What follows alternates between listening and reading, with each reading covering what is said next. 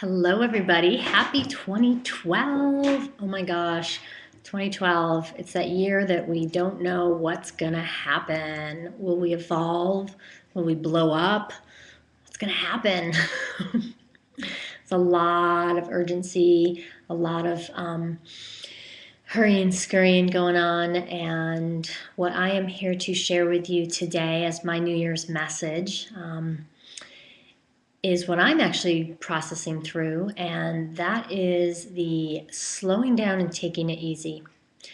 Now, this has been a theme of mine off and on for many, many, many years. It's the core of my message in the work I do on the feminine power stuff. And the one thing that I want to share with you that's my own process in hopes that it'll inspire you and your process is that this year, as I journeyed into 2012, I was completely burned out and feeling not very passionate about anything that I am always passionate about.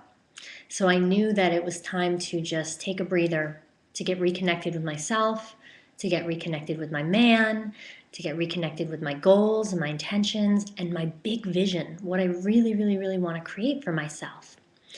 So I started the new year and I took the first 2 days of the year completely off. Monday, Tuesday, actually, not including that Sunday, the very first day. And I ironically found a binder on that Monday that had all of my last year's programs and products in them. And it also had my 2011 New Year's intention packet that I had done.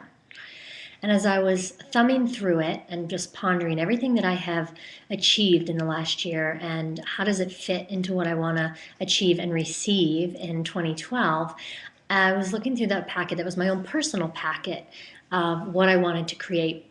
And of course, like many of you can relate to this, but perhaps my New Year's intentions for last year are still the exact same intentions for this year. The exact same. I made a tremendous amount of headway on all of them in many regards, but at the same time, here I am 1 year later, and I still have all of the same goals on my plate. So, what that tells me is that last year I was doing the inner work, and that doesn't always mean we're going to see the external goals be achieved.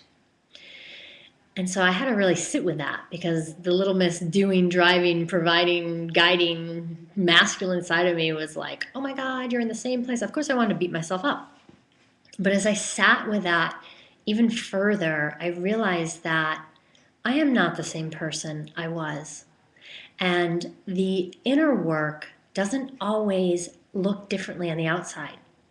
It's really up to us to understand that we have made shifts and that we are different.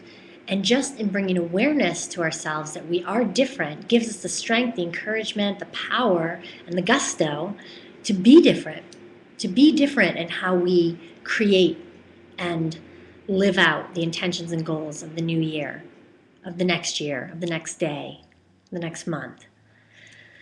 So, how are you different?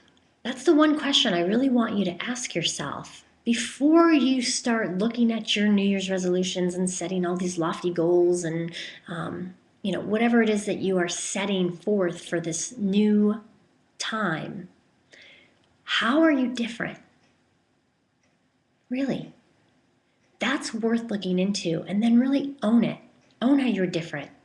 So I would just take some time to sit in a quiet space, and really reflect upon what you have transformed within yourself based on all the experiences, the ups, the downs, the all-arounds of this past year. And then how can you take that information and apply it to be the best you can be in this year, to have all that you've ever wanted, and to actually live out your greatest year? So I'm going to ponder that some more. I'd love to hear from you. I'd love to get your thoughts and comments and ideas. Let's start a great conversation. It's not about what we want to get done or even what we did or didn't get done, but who have you become? That's the question. Thanks so much for watching. This is Sierra Sullivan with Life Stylized. Until next time, be radiant.